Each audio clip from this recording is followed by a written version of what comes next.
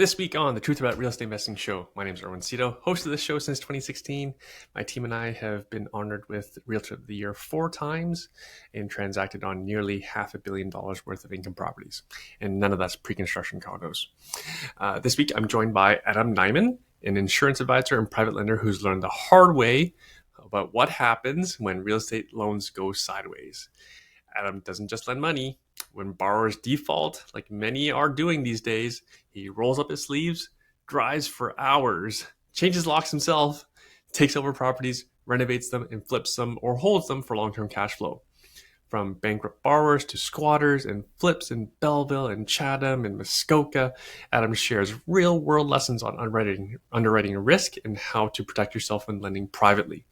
What I like about Adam's share and his story is I personally know investors who lent privately on properties that were just as far away, some even further, like Sault Ste. Marie and Sudbury, which is like 4 hours away, with no security, not nearly enough meat on the bone for the deal, and no opportunity to recover or profit from investments.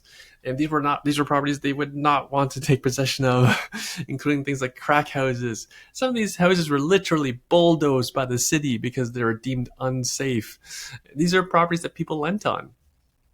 That's the truth about real estate investing. This really happened. In the second half of the show, Adam shares his view of the Canadian insurance industry, specifically the infinite banking concept, a strategy that's been discussed by 2 past guests of the show. And for balance, I invited Adam on to share why he thinks it's a scam. Now, for full disclosure, my wife and I, Cherry, do own participating whole life policies, which is the foundation of infinite banking as part of our diversified portfolio. We've done our due diligence. Honestly, we fit the profile for folks who do have these products. And we have other insurance products as well. We don't believe in just having one investment. Again, this suits our style because we're lazy investors. We don't want to travel for investing. Even though we own property in Texas, we do so remotely. Anyways, the question is for you, is infinite banking right for you? Listen to the show to find out. Now, for Adam's book, he has a free ebook called Fortune or Fiction, and you can get that at www.nimanfinancial.ca. To spell that, www.nimanfinancial.ca. Please enjoy the show.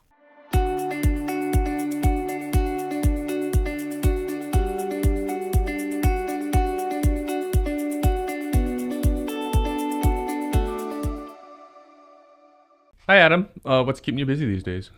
Work. Tell us what you work. Business. Yeah. Financial services. Yeah. So specifically life insurance and benefits. That's what I focus on. Right. A lot of guys who are in the financial services industry, I guess they start out pretty broad. So they'll do investing, they'll do insurance, they'll do benefits. They'll pretty much do it all, at least in the circles that I started out in.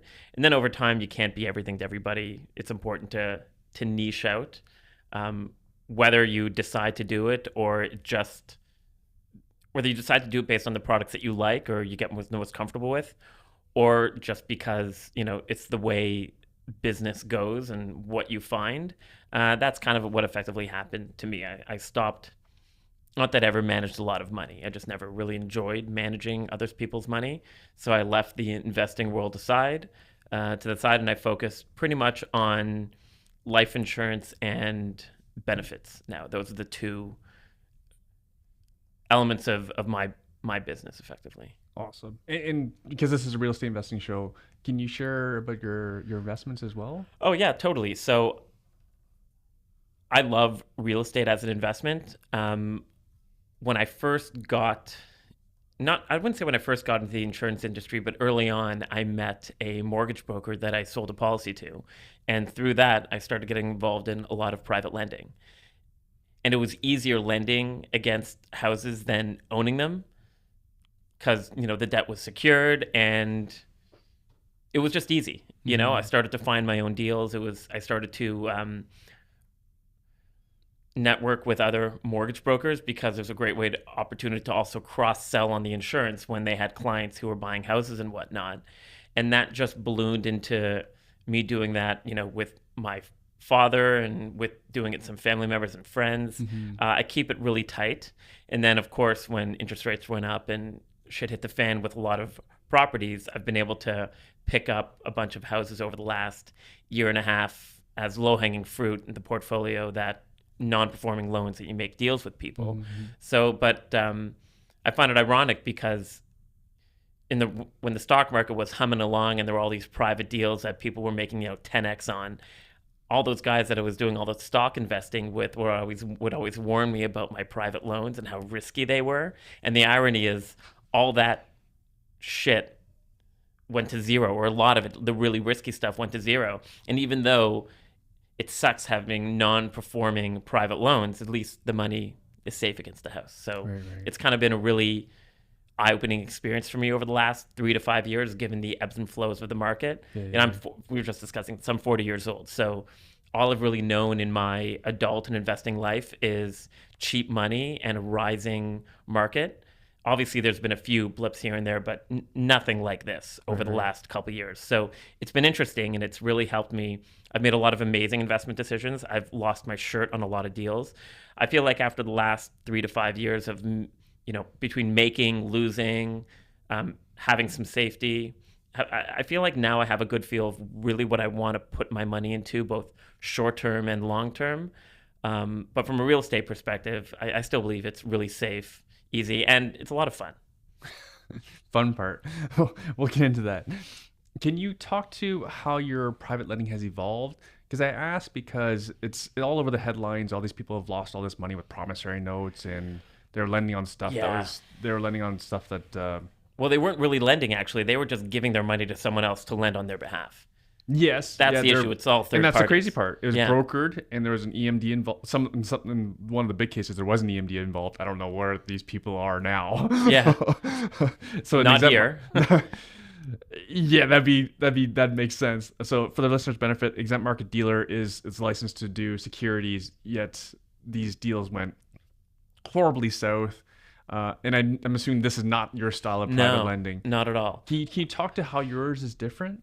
So it's not like a business. I don't advertise. I don't even do this with like my insurance clients. In the same way you have people who work for a living, work at Bell, or do real estate agents or whatever it is, and then on the side they have a group of friends that they maybe trade stocks with, that they have a group of friends that they trade crypto with, or they just discuss different personal investments with. That's effectively how things work on the private lending for me.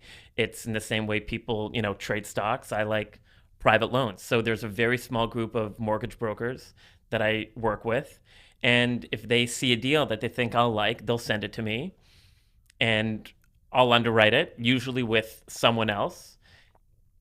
And if I like it, I'll take a piece of it and then piece the rest of it out. There's no more than 4 people, at most 5, but generally speaking, no more than 4 people attached to any one loan. We're all on title. We all have our own independent legal representation. And then I have a licensed administration company who effectively manages the payments for me and manages the deal. Can you give us some sense of what a deal looks like that you're willing to fund? Because I say this because okay, cool. I cannot believe the stuff that people lent on. Well, and it's all in the news. Yeah, I know. 8 years ago, like, it was very different than it is now. But like a good example is I picked up an Airbnb out in Belleville. So the person that manages one of my properties wants to pick something up on the cheap. And this property, I think he's going to pick up, and it's going to be cash flowing, and it's beautiful, for about $500,000. He needs to finish it.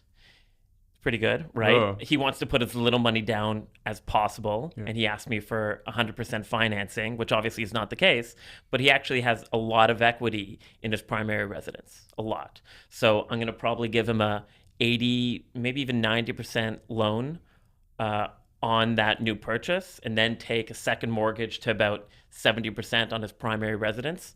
So I'm secured. Now, generally speaking, I wouldn't do that deal if it was just off the street or even through a broker, because I usually like to get to know the people to some extent that I'm lending to. But because I've been working with this guy for the better part of 3 years, I know his financial situation, I know his cash flow. It's a pretty safe deal. But that is one that is, I would say, is more aggressive because there's a few moving parts, but something that I can get a little bit more juice on because it's a high loan to value, and generally speaking, pretty safe because it's crossed between two properties. Right, including his principal residence. Yeah.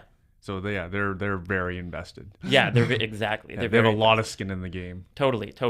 Another one I did recently was, it's a nice, needs a gut job, but it's a semi downtown. It can be easily converted into a fourplex. I think it was worth like 1.5. The first mortgage is $200,000, and he needed like a $900,000 second. Yeah. That I pooled between about 4 people. Right. That's Sorry, a really good one. Current market value is 1.5? As of October, it was around 1.5. Right. And so you're not even talking about after repair value. You're talking about current appraisal. No, current. Yeah, current. Right. Everything's based on as is appraisal. Yeah. Most of the things that, when I first started to get into it, the first private loan I did, one of the first ones was through Fortress, these big syndicates that went to shit. And the issue is they were raising money based on future value, not present value. On a development. Yeah. It was kind of wild.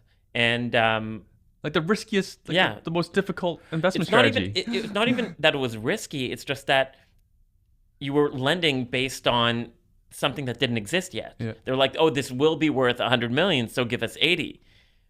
But it's only worth 20 right now. Yeah. Like, that was the issue. But as long as the housing market kept going up by, double digits a year, who really gives a shit? Because eventually, these projects will be worth that much. There's continual demand for the product. But eventually you just can't maintain that level. The big issue is they were raising money through people who really didn't understand the model. Right. But to be fair, I was like a financial guy early on in my career, and I really didn't even understand it that well. I understood private mortgages. I want to try something different. And the big thing that Fortress was doing, they were getting referrals through financial advisors. Yeah. Use Mama Pop's RSPs. Yeah. And because they approached me through some advisors, I wanted to do one on my own first. And I remember, I think like 6 months into the first deal, I didn't get an interest payment, and I had to email them. And I was like, hey, where's my money? And they're like, what do you mean? I'm like, what do you mean? What do I mean? And right from there, I'm like, okay, like maybe I'll get my money back. Maybe I wouldn't. I got about 50 cents on the dollar back on that deal. I put in 30, I got back 15. Yeah. But ever since they missed that payment, I'm like, okay, something just doesn't feel right, Well, that first email back, like, holy crap. Yeah, exactly. Like, this should be your only thing, That's like all that matters is the interest payment, right? And the irony is that they raised enough money to hold the interest payments in reserve. So that's the one thing that shouldn't have been missed, But that was one of my many, many losses. Now, I remember hearing you on another podcast. So you've actually taken possession of some of these properties because for whatever reason, the owner investor cannot service the debt. Yeah. Right.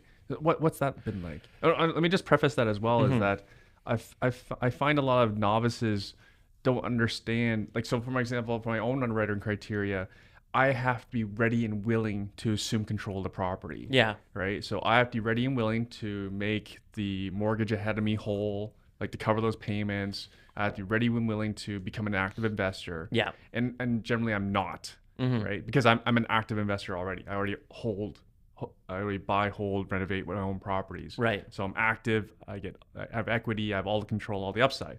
So I'm not personally, and I'm just at capacity. I'm not willing to take on a private lend deal that goes bad.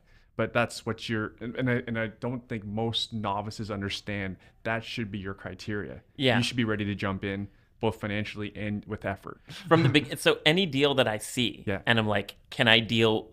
I immediately think about the worst case scenario. Yes. Because you look at these applications that come in, and even the best apps are only one life change away from calamity financially. Even like the most financially literate people, or who make the most income, or people can just say F off, I don't want to deal with this crap anymore. I used to work in software. It's an awful term, but What if that person you lent got hit by a bus? Yeah, exactly. The deal's gonna fall apart. Yeah, 100%. Sorry, continue. But in this case, the properties that I picked up were people who overextended themselves, and I would argue that like I didn't help. Um, I did as much due diligence as I could. They really had. It was tough because there were one of the deals that I took over, a cottage that I'm building out up north. They were stuck between a rock and a hard place because they couldn't get financing. There was a big deposit. So do they? If I didn't provide the financing, they would lose the deposit. And they just didn't plan it through accordingly. I took over the place and I renovated it. And then dealing with the township up there and getting the approvals has just been a complete shit show. It's been an extra year, but I should get out of it, generally speaking, unscathed. The other ones were... Oh, sorry. Can you elaborate more on the example? Like, so, because again, we have lots of beginners listening to this show. Okay, I'll give you the scenario here. So they bought this place for $850 to renovate it and either live in it. That's a big bite. Okay. Yeah, turn it into an Airbnb. I gave them the full $850 because I also took a second on their primary residence, which had about another $300,000 in equity, and I took a second on an investment property that have in Nova Scotia, which has $100,000 in equity. They told me that they had an extra $250,000 secured through a family member to do the upgrades. That was not the case, and after the second payment, they said they couldn't do it anymore. They wanted to say to me, well, you know what, just hold off, don't enforce. Let us finish the property, then we'll pay you out when we refinance. And I'm like, no, like that's not how it works. That's not the deal. So it was vacant and I drove up and I changed the locks. And I had my own renovation team from Toronto start work last summer, and I should be finished over the next 6 to 8 weeks. Right. And I'm using my own capital. I have an emergency facility that I use to provide those upgrades. Right. This one has taken an extra year because of how complicated the approvals process is up in basically at Halliburton. They're like the cartel up there in terms of what they allow and don't allow in terms of building and construction. I understand it. It's environmentally sensitive. It's a lake. They want to be careful. But there's very little guidance. They have preferential treatment for local builders and whatnot. So it's been uncomfortable, but just trying to manage the situation and the best I can. But it'll be a nice build. I'll get my money out. And the other takeovers have been very successful. There was... Oh, sorry. Before we move on from this example, you mentioned you had secured mortgages on their other property. Yeah. Did you have to take those too? Or well, because I haven't finished the cottage and haven't sold it yet, I haven't done anything else yet, right? It's still effectively in limbo. If I sell the cottage for enough, then I'll probably just... let them go. Like I don't want to squeeze people. I don't want to destroy people's lives. Yeah. It's not right, and can't draw blood from a stone. So as long as I can make myself whole and give my investors some sort of return, I'll be happy and I'll just move on. So thank you for sharing, because again, we have lots of beginners listening to this show who do not understand what it means if the lend goes bad. Yeah, that's probably been the biggest nut, because I'm into it for about $1 million in upgrades now, because in the cottage market, you either go big or go home. That's the way I see it. Sorry, the original lend of $850. I've added $1 million. Another $1 million. Yeah, of the $1 million, I've put $700,000 outside into landscaping alone. It's gorgeous. The rocks outside. I really want to make it appealing, because it's a great Airbnb. It will be. Yeah. You want to buy it? $3 million. $3 million. Yeah. But it's going to be gorgeous. It's objectively speaking going to be gorgeous. It's been stressful. Hasn't been easy, because, as money comes in, I'm lending less out because I'm trying to keep this project going. But I've done 10 builds with my team. They're really good with me. They're really flexible. They help me with cash flow. 10 builds in Halliburton? No, in total. In total. The same team. Yeah, the same guy. They're willing to go anywhere. Yeah, well, not anywhere, he's awesome. Yeah, wow. Does a great job. So even when you went into the deal, you were prepared for this scenario, would you say? Not to this extent. I've learned as I've gone. Yeah. I've always known what I'm able to do, but this is the first time I've taken it this far personally in terms of going out and changing locks. Since then, I've done this a couple of times actually. Gotten easier? Yeah, it is. It has gotten easier, right? Yeah. The first time I was changing the locks on the property, I remember I'm sitting there as the guy's trying to like drill out the lock, and every car coming down the road, I'm just looking. I'm like, is that going to be the owner? Like, just a little bit, because I don't want confrontation with people. I'm doing I'm able to do. But yeah, it's not easy. It's a little bit stressful, but you got to get your hands dirty. Right. If you're chasing returns don't come without risk. Right. And also, if you let lawyers or third parties do it, they'll charge you an arm and a leg. And the best way to learn is doing it yourself. When I hear you changing locks, it sounds like you have more rights than landlords do. You do. Weren't any of these properties tenanted? Like, did you No, need to deal with it? no. So the two properties that I changed locks on and finished on my own, they weren't tenanted. Okay, got And it. because they're not tenanted, you're able to change the locks pretty quickly. I don't know the exact rules and regulations. I take direction from my lawyer, but when I changed the locks, I did it with direction and permission. It's not like I woke up one morning after a missed payment, saw it was vacant, and went to change the locks. Right.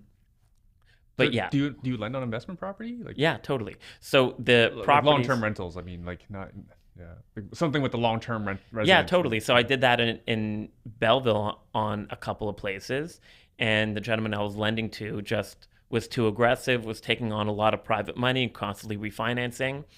I had a second mortgage on a nice property in Belleville, and defaulted on mine, defaulted on the first, went bankrupt, and I bought the property. I was lucky because the property was appraised for the first mortgage plus my second mortgage. So the appraised value was just 100% of all the debts, which was effectively $1.25 million. So I bought it from the trustees for $1.25 million, and my second mortgage effectively turned into a down payment, and it was perfect. It was turnkey. It was already property managed, and based on me getting cheap debt from the bank, it was cash flowing, and it's running and it's nice. And a year and a half later, I still have it.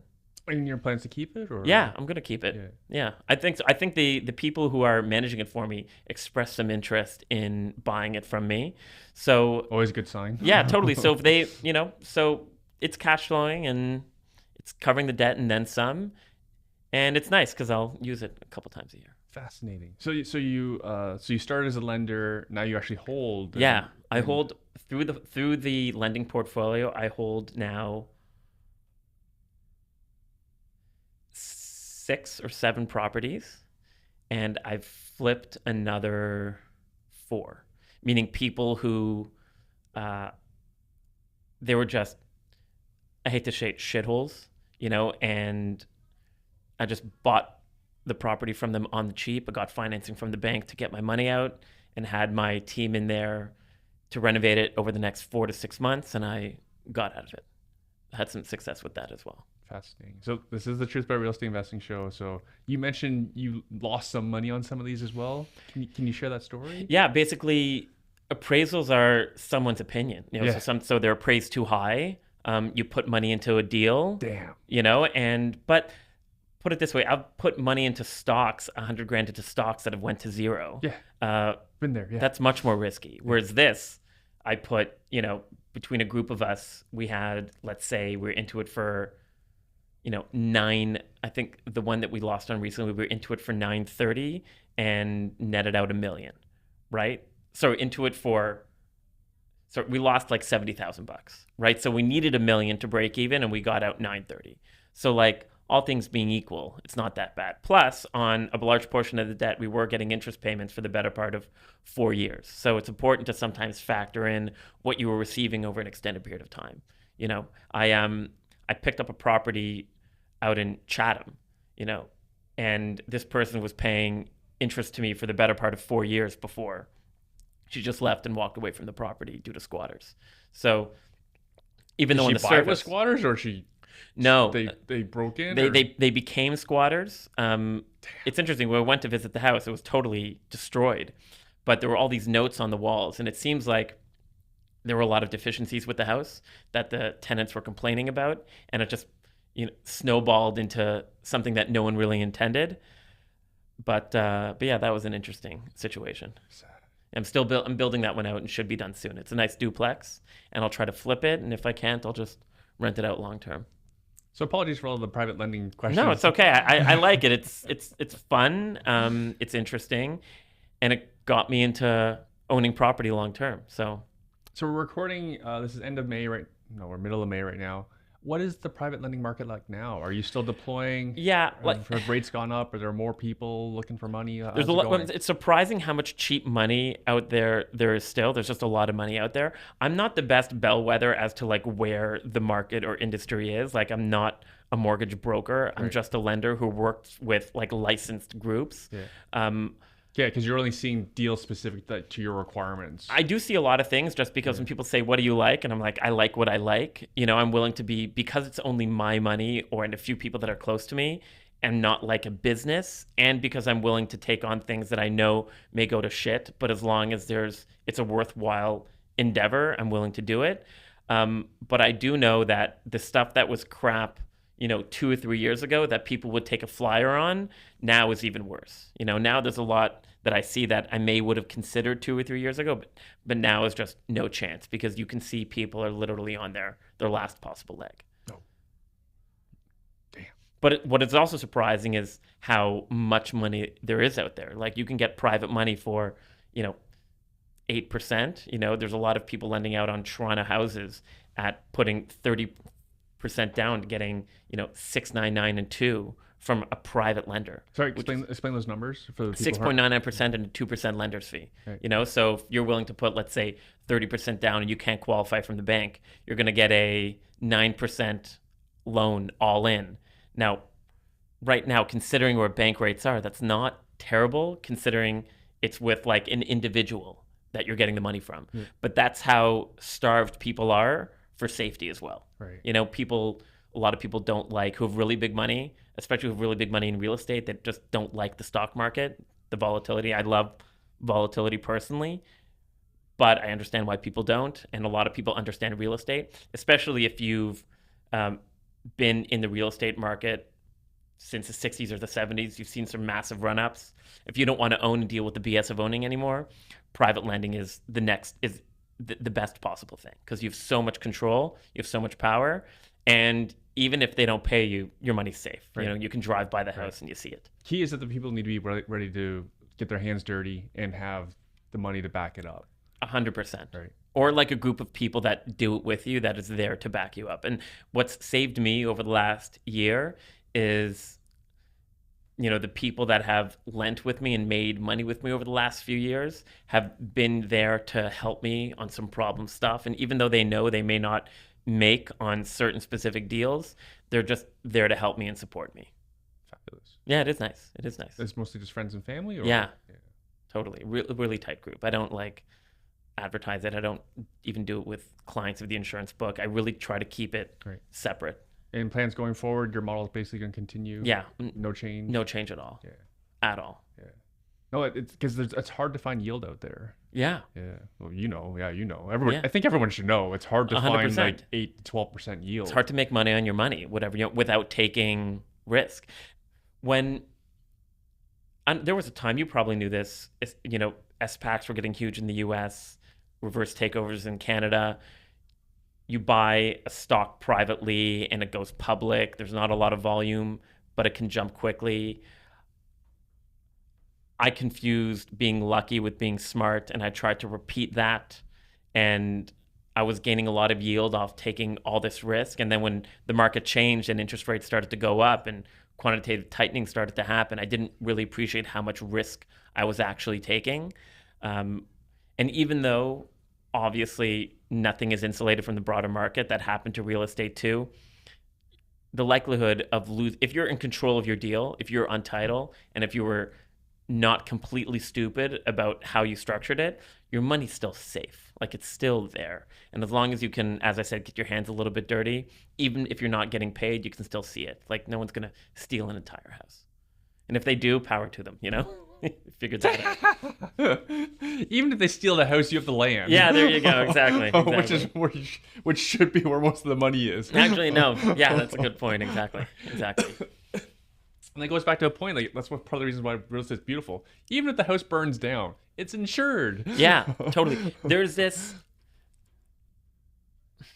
there's this safety net with real estate that I'm really starting to appreciate more and more as I get older. Right. And that's the Because you see beauty all of- this other stuff that doesn't have a safety net. exactly. And like the nice part about private lending is that you can get effectively what I would argue is long-term index yield with the safety of real estate, as long as I said you're willing to get your hands a little bit dirty. Oh, so just to put that in layman's terms, you can make cash flow the same as like the S&P 500's Yeah. equity returns if in what you're doing. Yeah, Right. exactly. Yeah. That's just, sorry, like, I'm not that smart, so I need to No, say sorry, that I out loud for should myself. mention these things. Yeah, sorry, it's all good. Now, let's talk about insurance. You're okay with that? Yeah, that's what. Yeah, totally. That's why. I guess that's why I'm here. I don't know. It's such a even learning on myself, like it's such a huge world, right? Like here we're talking about real estate investing. There's like real estate investing is a huge world. There's all these different avenues to go through, all these different markets. Like, good Lord. Yeah, it's overwhelming. Yeah. Okay, let's start with the ChatGPT question. Let's do it. What was the moment or client experience that made you step back and question how insurance is being marketed to Canadians? See, this question just goes to show you that ChatGPT actually reads the ebook and thinks about it, because I kind of address this in it. So, What's the name of the book? fortune or fiction? Yeah. Where can they get it? Online. Just download it from my website, nimanfinancial.ca. Can you spell Niman? Niman. Okay. Niman. Everyone says Niman, but it's Niman. All right. Sorry. Continue. So, participating life insurance, a form of investment grade life insurance, is probably the most popular and the most sold product in Canada. The last I checked, I think 60 to 70% of all premium sold in the life insurance side is effectively participating whole life. Wow. And the idea behind participating whole life insurance is that you are, quote unquote, a part owner of the insurance company, and you get an annual return based on the performance of the insurance company or the underlying participating fund. Right. So insurance companies, what do? They're banks that take on risk. So they bring in premium, they invest that premium in assets. Yeah. And then they have to pay out claims and they have expenses. And at the end of the year, there should be a delta. And because they're great investors, and they have been over the last X hundreds of years, by you having a participating insurance policy, not only do you have life insurance, but you own a piece of that delta. And the insurance companies, all of them effectively talk about how sustainable and predictable these dividends are. One company in particular, I remember I was at an event of theirs, and they talked about how we've paid out a dividend every year for the last 110 years. And when you hear that, you're like, okay, well, this is a great product to pitch as an investment insurance hybrid to my clients. And maybe a few weeks after that, I get referred to a new client. She has a house mortgage, needs some term insurance, and she shows me this old participating policy statement that her grandparents purchased for her back in the late 70s. Wow. It's an old policy. And she had a policy loan on the books, and she asked me to look at it, and the advisor had since passed away. So I said to her, I'll take it on for you. And oh, by the way, the interest rate, I can't remember what the interest rate was then, but I remember saying to her, the interest rate on your policy is higher than the interest rate that you would get on a home equity line of credit. So I assume you have access to home equity line of credit, which she did. I'm like, okay, just pay off your $30,000 loan balance, because you're making yourself 1% poorer every year just by paying higher for debt than you would have. So I helped her do that, and I really didn't think anything of it.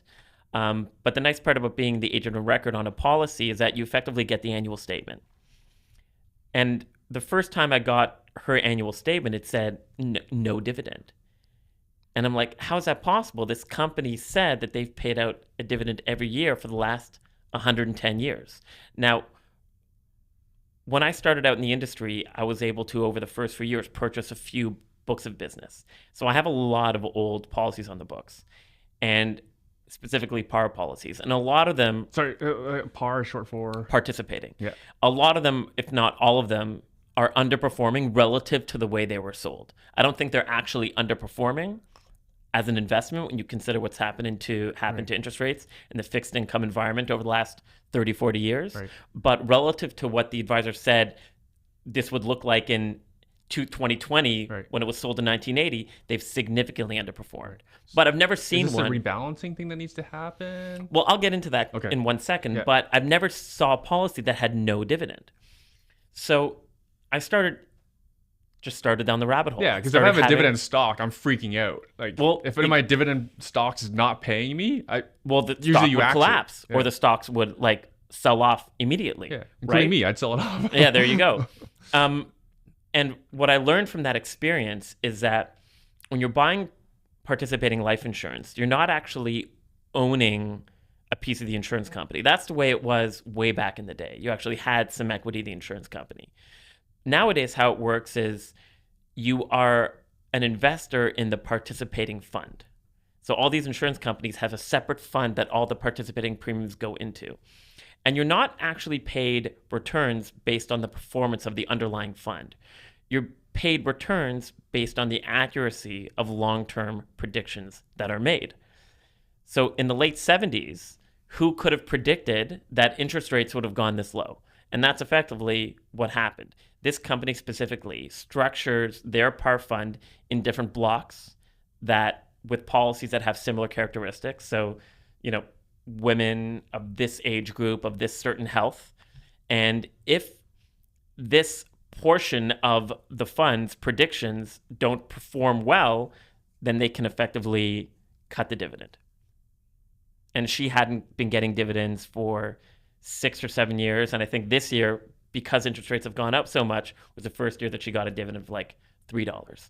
But it drastically underperformed relative to what was illustrated in the late 70s.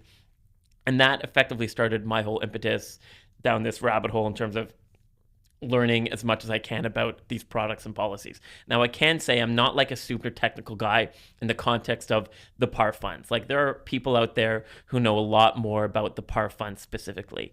But my main issue is that there seems to be a massive imbalance between the way people talk about the product, the way advisors sell the product, the way the insurance companies talk about the product, and the way the advisors are selling it, and most importantly, the way the consumers understand it. Mm-hmm. Because a lot of people, I'll hear saying, oh, well, I'm getting a 6% return on my money.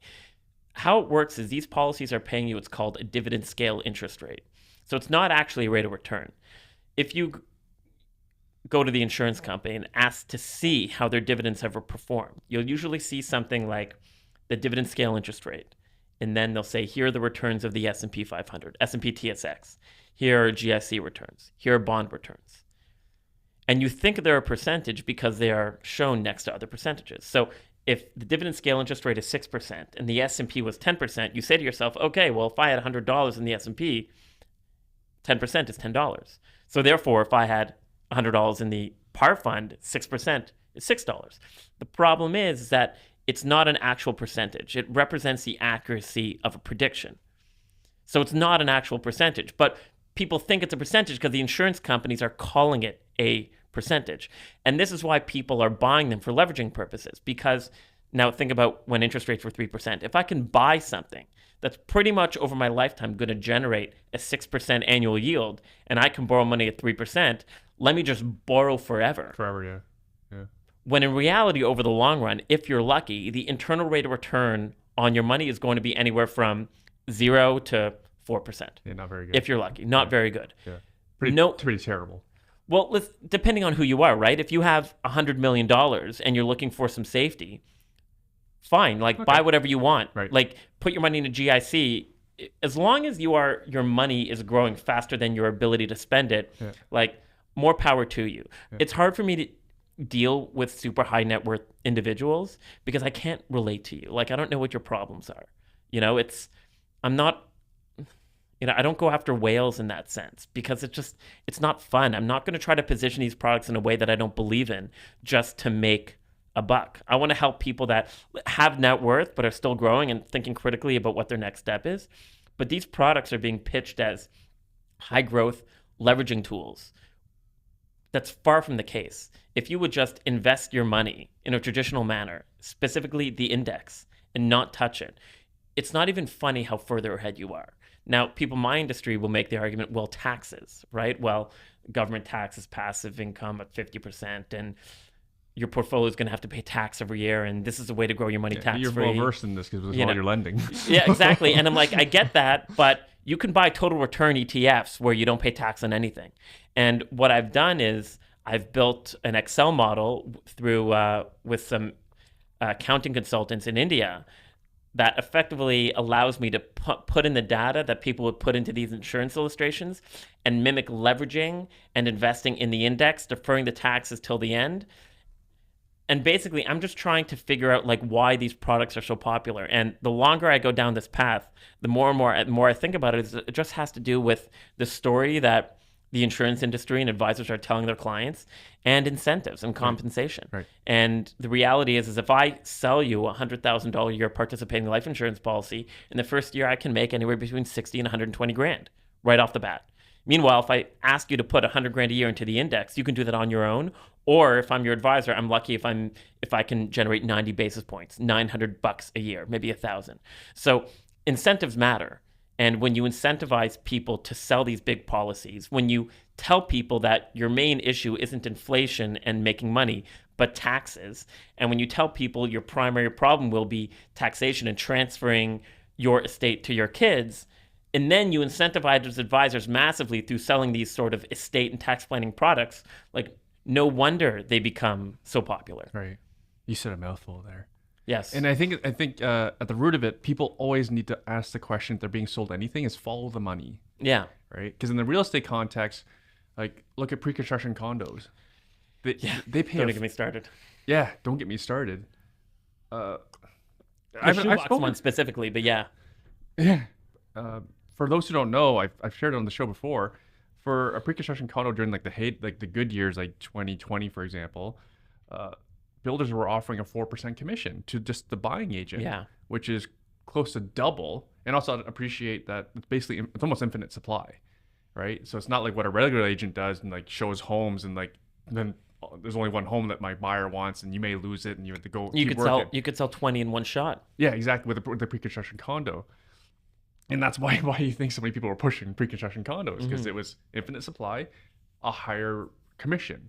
And so when you mention the participating life insurance makes up 60% of the premiums in the industry. Yeah, whole life insurance is the majority of the insurance that is sold. Right. But keep in mind, it doesn't necessarily mean, I'm not saying that advisors are compensated more on participating insurance than they are on other types of insurance. In general, advisors are compensated the first year's annual premium. It's just that participating life insurance, the way it's presented and pitched, generates a much larger premium than it otherwise would. That's my point. So if I sell $100 of term 20 and $100 of par, I'll make pretty much the same amount of money. Explain what term 20 is. So term insurance exists for a period of time, 10, 20, or 30 years. After that initial period of time, it's effectively worthless. Right. It's money down the drain. Right. Whereas permanent stays the same, or ideally stays on the books for your entire life. So term insurance is great over the short term, not so great over the long term. Permanent insurance is supposed to be great over the long term, but not so great over the short term. That's the whole idea. Because when you said 60% of premiums are for participating life insurance, I'm thinking like the market share for term, I thought would be the vast majority of the market. It's a big part of the market from a death benefit standpoint, but from a premium standpoint, I think I checked it a couple years ago. Still, the majority of the premiums, slight majority of the premiums, go to whole life insurance. That's wild. Because when participating life insurance, whole life insurance, I don't know if I'm using the right terms. Yeah. When it was first presented to me, it was really for like very wealthy. It depends. That's the thing. It's a chameleon. It's whatever your need is, that's what it's pitched towards, right? So if you're a real estate investor and you pay a lot of tax, it's tax-free. If you're a person who is active in real estate and leverage, you're like, okay, well, here is something that's growing tax-free and you can borrow against, leverage debt against. If you don't have a lot of money, then you're like, okay, well, this is a growth-oriented product, right? If you are an investor, but you're afraid of the stock market, here is something that's a safe 6% a year. If you're worried about dying, well, here's something that can go to your family. Right. If you want to set your kids up, well, here's something you can buy for your kids that they'll have for their entire life. It's one product that can be positioned to do many things very well. Right. And I would argue it does all of these things like poorly. Any time you can do all of these things, you can't do all of them the best. You have to sacrifice them somewhere. It's a magical investment. Yeah, it is. Well, it's pitched as a magical investment, and I think it's just the more I go down this path, I don't even know why people buy it anymore at all. Like, that's what I'm trying to struggle with, and that's why I'm building my model. I'm interested to speak with other advisors who push this stuff actively online, but no one wants to have these conversations. Yeah. Oh, I know. I have one friend that you reached out to, and he actually says we agree on everything. I was telling him, I was like, yeah, you and Adam would get along. He's like, yeah, we totally would. We agree on everything. Yeah, let's have a chat. I don't know if he sells it, probably not, because I would argue that even the biggest issue with participating life insurance, in my opinion, is the fact that it's pitched as a rate of return when it's not. It's a scale, and if the predictions are off, the dividends can grind down to zero. Right. Now, back in the 70s and 80s, the predictions were that interest rates would remain high. That obviously didn't happen. Whoops. Exactly. Big whoops. Now, what are the predictions now? Sun Life has a document that talks about what they're predicting long term. And in that document, they talk about the lower end of their dividend scale interest rate is assuming the Bank of Canada rate stays above 1.5% over the long term. I don't know. I don't think enough about credit markets and the interest rate environment to know whether or not that's realistic or not.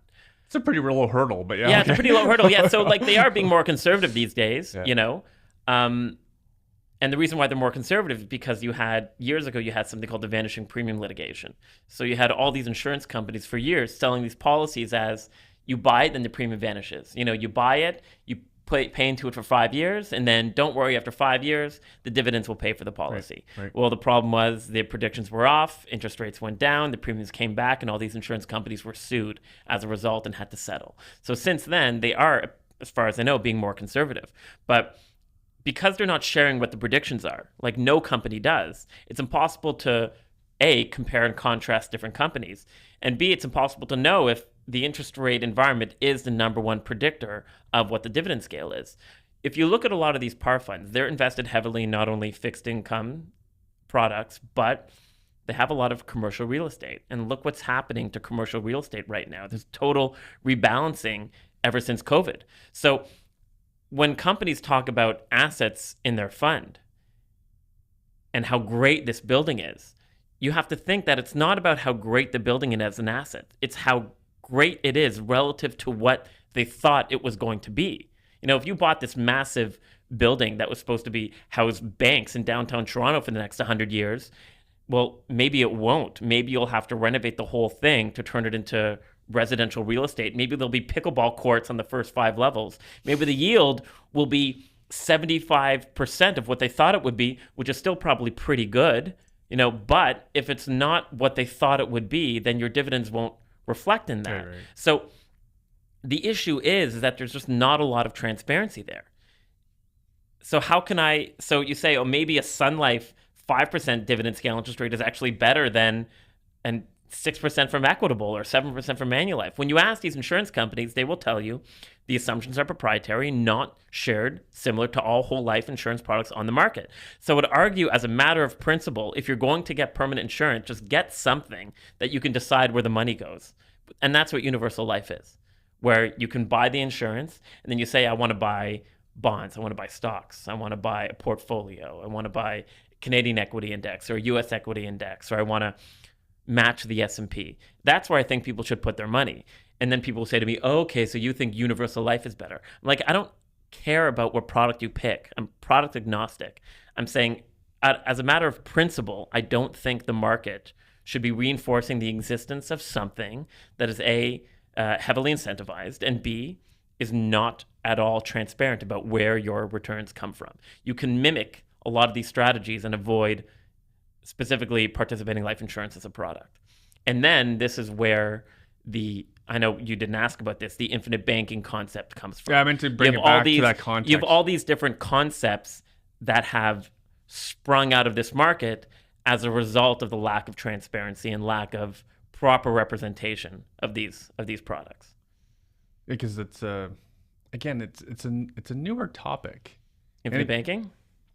to like I'm talking about like the last like 6 years is when it first was introduced to me from a friend again who was quite well off. Yeah. Someone who could afford $2,000 a month Yeah. between her and her husband for this policy. Right. Right. The benefit was to her was that she was able to unlock. She was able to refinance two investment properties in her own home. So it was a great benefit to her at the time. This is when credit was really tight as well. So I was like, oh, that's amazing. Yeah, I don't believe it. I guarantee you, if I looked at the way it was presented, probably I don't believe if someone.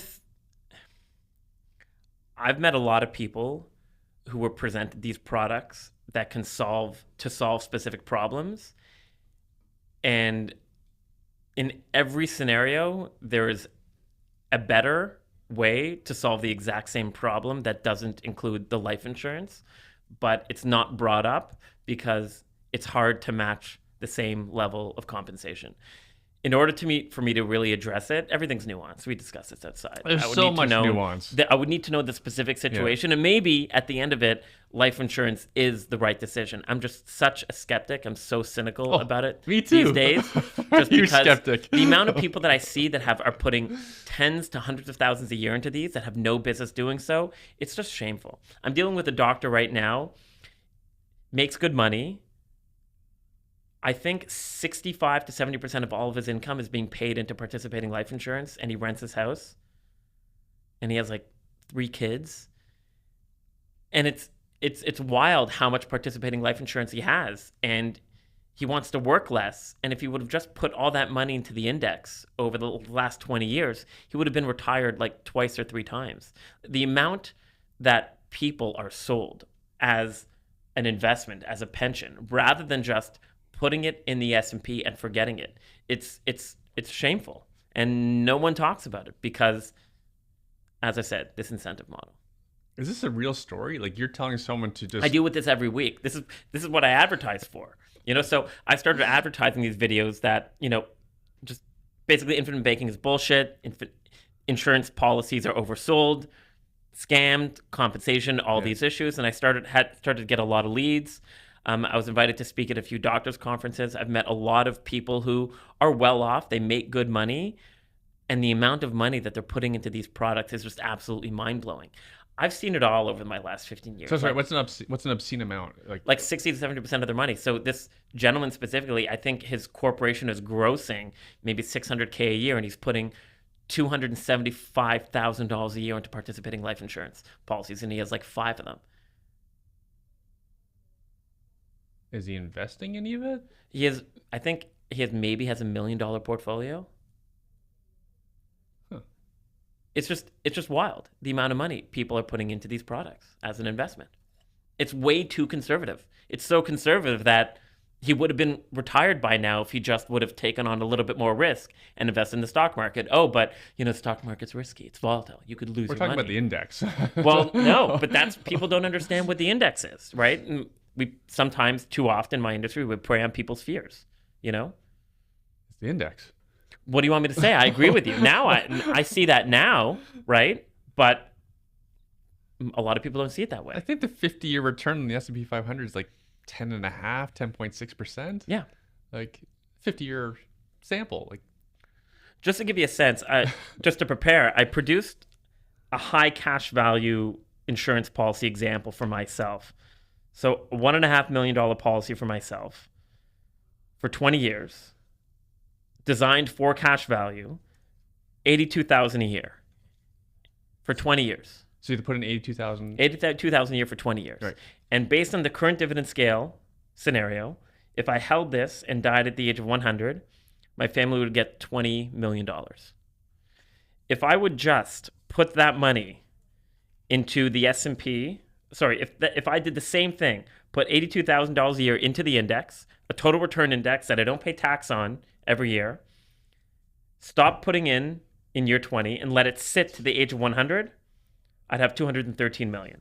Now that's called the Monte Carlo. You're never going to get 10% a year every year, come hell or high water. So in my model, I have the annual returns of the S&P going back to the 50s. So let's say you started this $82,000 a year in 1964, and you dealt with the hills and valleys of the index for 60 years, in 2024, I would have $300 million. Meanwhile, the life insurance policy is $20 million. It just doesn't make sense. So people are like, well, you need liquidity at death. I'm like, okay, well, the index provides the liquidity. It's very liquid. It's one of the most liquid things you could get. Yeah. I'm not saying don't buy life insurance. I'm not saying don't buy permanent life insurance. I have a little bit of permanent life insurance. I'm just trying to understand and being critical of the products that I sell and think about why we're selling them. Mm-hmm. I had a meeting recently with a young couple who just wanted I pitched some basic term insurance. And before I closed the deal, it was maybe $100 a month. They wanted me to speak to their mom. Sometimes people bring their parents into this stuff. I get it, financial decisions and whatnot. And mom was saying, they're saying, well, they need permanent life insurance. And I'm like, why? She's like, well, because what if they die? And I'm like, well, they have term insurance. Yeah. And she's like, well, what happens when the term insurance is up? And I'm like, well, we'll get some more term insurance. And she's like, well, what if they can't get term insurance? I'm like, well, maybe they can get fined $100,000 policy, but like that $100,000 permanent policy is effectively the same amount as $1 million term 20. If you have another $100 to spend, I'd rather you spend the $100 a month and get $2 million of term 20. Because if something happens to you over the short term, that's twice the amount of money that the kids and the wife will get. And also in 20 years from now, the house will be that much more valuable and their investments will be that much more valuable. And she's like, but what if they die when they're old? And I'm like, well, you have some money for it. And here's the thing, like, I'm not saying therefore don't get some permanent insurance, mm-hmm. but the idea that over the long run, people are going to look back on this permanent policy and say, oh, that was a great decision. That's just not true. That's industry propaganda.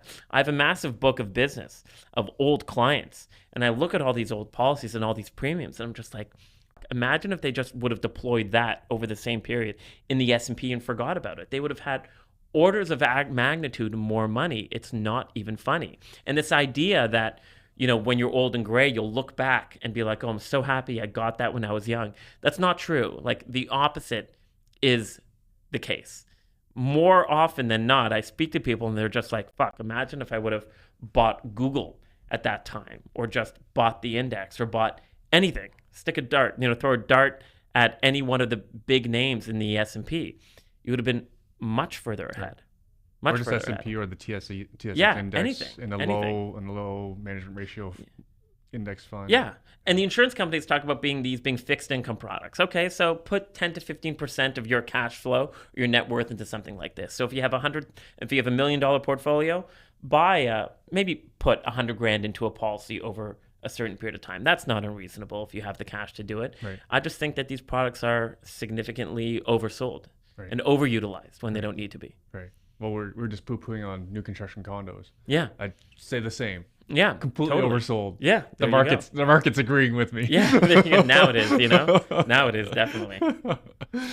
So sorry, can we what is the use case for participating in life insurance? Just so we're clear, when is the right time to use it? I don't know anymore. Like, I would say, so if you ask, I think it was 2 or 3 years ago, RBC was coming out with their participating life insurance policy, and I asked the actuary during a meeting, like, who is this for?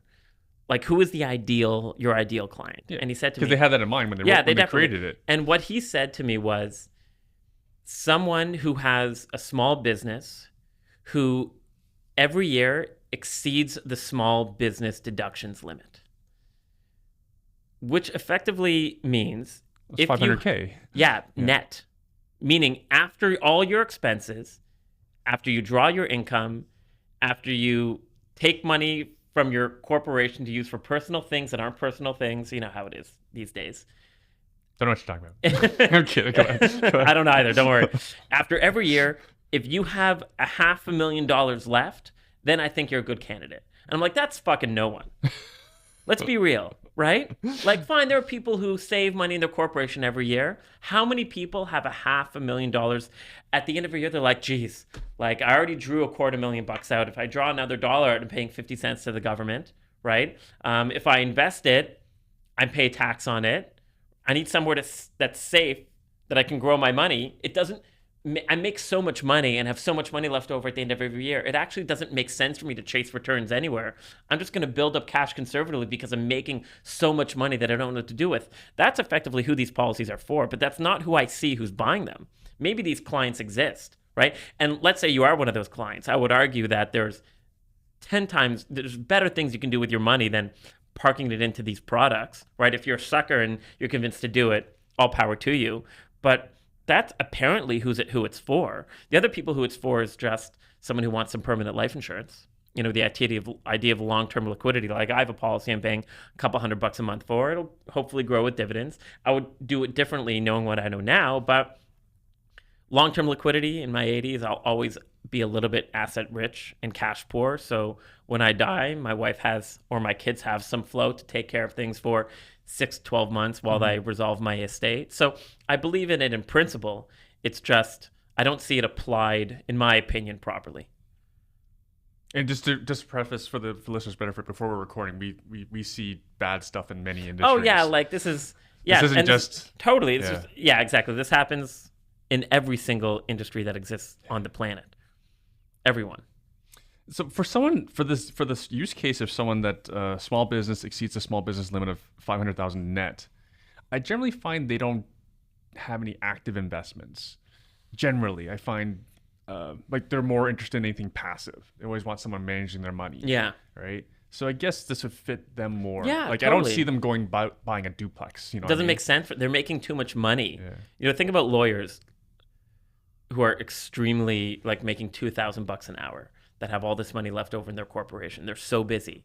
It doesn't make sense for them to chase yield because their time is so valuable.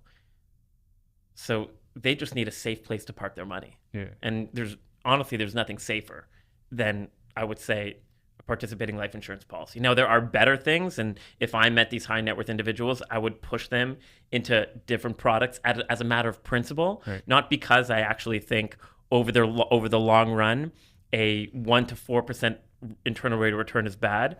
It's fine if you have more than enough money than you'll ever need. I just think we shouldn't be buying a product that reinforces this lack of transparency. It's not a good thing for the marketplace, but it is a very safe place to park your money. It grows tax-free, so you don't have to worry about that. And you can borrow against it as it's growing. So it's a really safe place to park your money. If you have money, it's safe. If you don't have money, it's too safe. So safe that you're missing out on life-changing opportunity, I would argue. Now, a lot of people who will disagree with me will say, well, actually, you can take advantage of the opportunity by borrowing against it, right? So now that you have the policy, if something comes up that you want to invest in, you can borrow from your policy and go invest in that thing. You can do the same thing with the index. If you have 100 grand in your corp and you're like, well, I don't want the cash sitting there because it's going to go stale, but I still need access to it. You can go get an advisor, a guy that I work with named Jeff, put $100,000 in the S&P and get a line of credit against that S&P for 75% immediately. And now you have a $75,000 line of credit at prime plus a quarter. So pretty cheap. Money's in the S&P. Yeah. And, if you need money for your business, well, there, you have $75,000 of credit right there. You can refinance it as it goes up in value. Next year, you have an extra 100 grand, throw it back in, refinance it, get another line of credit. So anything you can do with an insurance policy in terms of having credit and taking advantage of opportunity, you don't need the insurance policy to do it. And also, like, who buys an asset that's growing at a rate that's less than the debt that you're accruing against it? Like, no one would suggest for you, if you had $100,000, to go buy a bond at 4%, to borrow against it at 6.5% to invest. Yeah. You know, the only exception is that if the money was tied up in the bond and you couldn't take it out because it was physically impossible. Right. But you don't go into that investment with that intention. Exactly. That's just absolutely crazy. You know, meanwhile, but this happens with people do it, man. I know, but this happens with participating life insurance all the time. Why? Because, well, if I'm getting 6% of my money, interest rates are 5.5%, I'm 50 basis points ahead. But you're not getting 6% in your money. The dividend scale interest rate is not a percentage. It's not a rate of return. And this is a point of contention I have even with the insurance companies themselves. They'll be like, I see advisors are not selling this product properly. And I'll say to them, is the dividend scale interest rate a rate of return? They're like, no. I'm like, okay, so stop calling it one. Simple as that. I'm looking at the list of questions, and I think we did pretty well. So this is the time in the show I like to allow my guests to say whatever they want to say. Ooh, this is when I get in trouble, you know? Say whatever I want to say. We're out of time. I don't want to abuse any of the time. Actually, let's take a couple words because you are adding automation to your business and AI as well. Yeah, we were discussing this. Yeah, because I'm trying to. I'm just on literally just started doing this. Because I see automation AI improving so many businesses and reducing like for yourself probably even as first let's use myself as a realtor. I can use AI tools and it makes me able to service more clients faster. Yeah. Right. I love it. Right. And you're doing the same thing in your own business. Yeah. You meet people, you want to send out an email. I don't know about you, but sometimes after like a 30 or 45-minute meeting with someone, either in person or digitally, you want to send them like a summary or a follow-up and you're just like, you don't have a headache, but you're just tired. You're just spent. I'll just dictate into my computer what like I want to say, and then I'll have ChatGPT put together an email for me. And my it's AI great. bot just records it. Sorry? My AI well, bot. see, what I've been doing recently is through Google, I won't get it to record the meeting as a video, but I'll get it to record a transcript. Yeah. Then you pump that transcript into ChatGPT and it summarizes the meeting for you and makes some notes. It's wonderful. I started doing a lot of advertising online, like anti-infinite banking, anti-participating life insurance stuff. And as I would get leads, I would do it in my like old school way, which I would just like print it out and work with paper or go into a basic CRM. But it would be hard to manually follow up. And I met a guy online who's effectively creating an automated flow for me. So when a lead comes in, it automatically adds them to the CRM, automatically does some outreach and tries to get them in on a meeting. Sorry, is that all electronic email or someone calling as well? No, so actually I could build in the AI voice chat, but I'm just starting with one step at a time, stacking principle. But the whole idea is I want to do a better job of like cultivating the leads that comes in and having AI work for me and not against me. So it's through N8N, which will be connected all through my. Have you heard of that? Right? I don't know enough about Tom it. and Nick were just talking about right? it. Yeah, I don't know enough about it, but it's great. It integrates all these different applications, and it's effectively like an assistant that'll manage all of your clientele and workflow based on directions that you give it, and it seems wonderful. I haven't done it yet. I literally just started putting it together. But I'm hoping it'll work. It doesn't seem like it. It seems like it will. So it goes back to the saying that I picked up from somewhere else. It's like AI won't replace you. Someone using AI will. Yeah. Right. And I before recording, I mentioned, I think everyone needs to understand, like, you need to evolve. Like, everyone's jobs are a threat. It's made me so much more efficient. Yeah. I love it. Right. And And because you're efficient, you're more likely to survive than anyone else. I think so, yeah. And I've always been, for me, I've always had a hard time. I feel like I can, speak well, but I've always had a hard time putting my thoughts down on paper. I overthink. I feel like I'm a little bit dyslexic. Like I'll read something and like I'll read it twice and read it the third time. Yeah. Then I'm just like, oh, you sound like an idiot. You need to write. And then you get tired. Yeah. And it just allows me to worry about the way I write a lot less. So what would in the past taken me an hour and a half and a lot of overthinking, now it could pump out in 10 minutes. You have to edit it. What I love about it, it's still me, it's still my voice. It's just polished, Just don't feed this transcript to your ChatGPT because it'll drop F-bombs. Yeah. I don't mind. That's what I do, or that's the way I talk anyway. Will drop F-bombs? No, I don't. Yeah, exactly. It'll throw them in there just to fuck with me, just make sure that I'm editing it. But really I love want it. this effing insured? You're nuts. Yeah, exactly. But it's an amazing tool. I absolutely love it. I just got back from Mexico last night, and we were at every time we went to a restaurant, I would just take a picture of the menu and you paste the image into ChatGPT and it would translate the whole menu for me. It was great because my wife was about to have an egg breakfast that had egg larvae. And I'm like, babe, do you realize there's egg larvae on the omelet? What the hell is that? I don't even. It's like ant larvae. Ant larvae. Why would you want that either? Well, yeah, exactly. That's my point, right? She was about to order. She's like, oh, this omelet sounds good. I'm like, babe, it has ant larvae on it. So she would have ordered it. Now, it probably would have been good, nice restaurant in Mexico, but a lifesaver in that sense. It's just crazy that I can take a picture of something and within seconds translates everything. It's wild, absolutely wild. I've been using as with my family, we're walking along the shore of Oakville, and I noticed all these silver fish had washed up and they're dead. So I took a picture of one and fed it to ChatGPT. And when I fed to Google too, it got it right on the second. It said there's this fish, the number one choice, second fish, and that was the right one. But with ChatGPT, I was able to give it context. I'm in Oakville. It is this month. What is this? And it nailed it. Right? It's an alefish. They're invasive species. The water's gotten too warm. That's why they're all dying. No way. Right? It's like, oh, damn, so much more effective than Google. Right? Yeah. Because I can give it context. Right. Right. But where I was going with this AI conversation is, and that's part of the reason for the show and just my own motivation to invest is we need multiple sources of income that are not a threat from AI and automation and offshoring and whatnot. And that's why you and I like real estate. Yeah. We like Bitcoin because AI and all these other things, automation, robots aren't going to replace someone's need for a roof over their head. No, definitely not. Yeah. Definitely not. Yeah. Bitcoin too. I absolutely love it in concept, more so in principle than anything else. But I love it. I wish I had more than I do. I think everyone does. Everyone does, you know? Yeah. It's like everyone's regret in life. Yeah, totally. if they don't follow it, then they, Yeah. And last time, where's your website? NimanFinancial.ca. Spell it for me.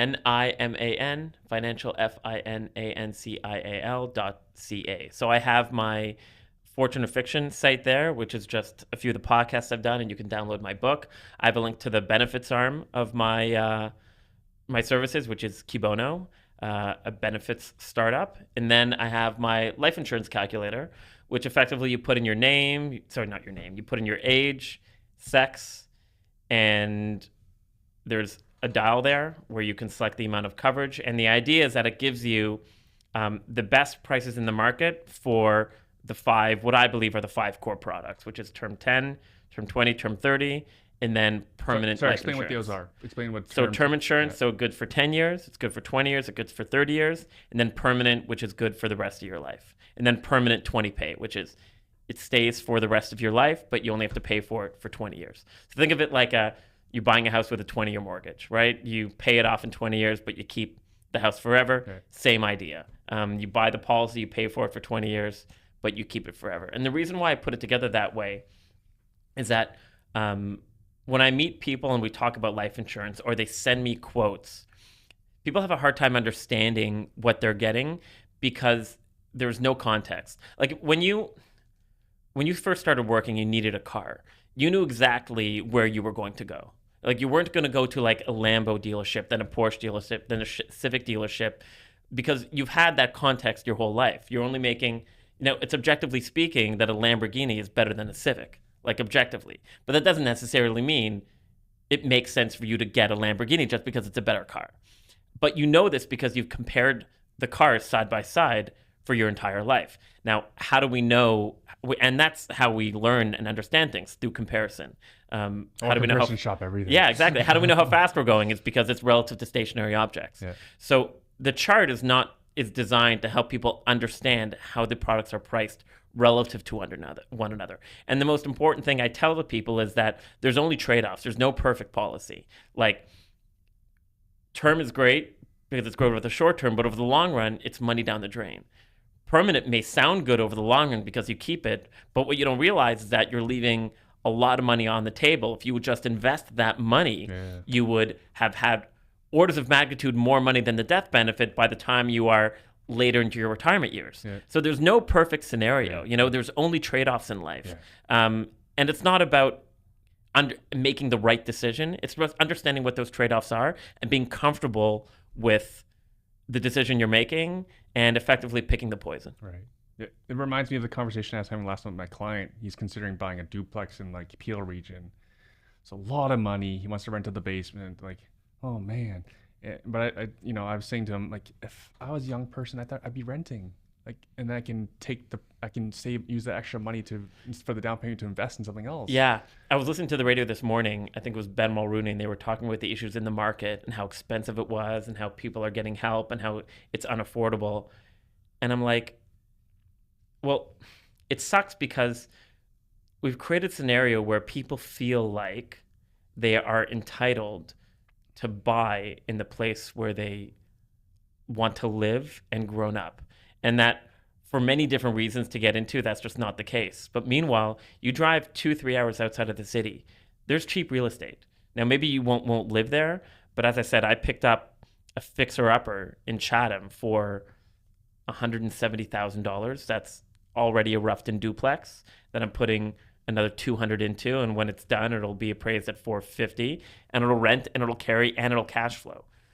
So there are opportunities out there. It sucks that you have to go 3 hours out of the city to get into the market, but there is affordable real estate. There really is, and it's a shame because I feel like the government should incentivize people moving further away from these city centers to take advantage of these opportunities. But I understand why it's not politically expedient to necessarily do so. But there is opportunity out there, especially right now. Well, Carney says they're going to build 500,000 houses each year, so that gonna will build. not be in the city, unless it's high-rise condo. One last thing. What I've learned about people talk about red tape and stimulating the housing market. I believe, and this is just my personal opinion, being in and around real estate and construction over the last few years, the issue with the red tape is the philosophy of the individuals at the municipalities. Very rarely can you point to, I believe, like a rule that makes things expensive. Fine, studies that you need to conduct or environmentals or permits you need to have, I get that. But most of the time, it's the mentality, I believe, that the individuals at these municipalities, they believe they're effectively doing, God's work, protecting the public from themselves. Because if I'm not here to manage the flow of construction, people will build whatever they would want, and there's complete anarchy, which may actually be the case if you open the floodgates. But we've gone way too far in the direction of government oversight and allowing people to stay in power who have this ideology that they should be the one in control. They should be the one who should decide, not letting the market really adapt to the needs of the public as it's come up. That's just my opinion on things. It's a personnel, it's a people problem. It's no like one law or one rule. And until the mindset of the individuals and these municipalities change, nothing's going to get built. It doesn't matter what he says. It's kind of ridiculous. We just had an election. Nothing's going to change. Don't really start, I know. I'm not a real estate pro. I'm just saying my opinion as someone who's kind of been around it for a little bit. So. Adam, thank you again for coming in. No worries. Thanks for having me. I appreciate it. All right, friends, that wraps up another episode of the Truth About Real Estate Investing show for Canadians. Hope you got as much out of this one as I did. Remember that whether you're just starting out or a seasoned investor, there's always something new to learn, and it's always about building that practical knowledge base that gets you closer to financial freedom. If you found value today, please do us a favor and leave us a review or a rating, share this episode with a friend, or better yet, join our community of real estate investors who are taking action and making moves. And hey, if there's a topic you want us to cover, or there's a certain guest you'd like us to have on the show, drop me a line. My DMs are open on social media. Reply to this email that this have arrived on. I'm not hard to find. We're all about getting you the unfiltered truth to help you on your journey. Thanks again for tuning in, and we'll see you in the next episode. Until then, stay smart, stay curious, and keep building that future. Catch you later.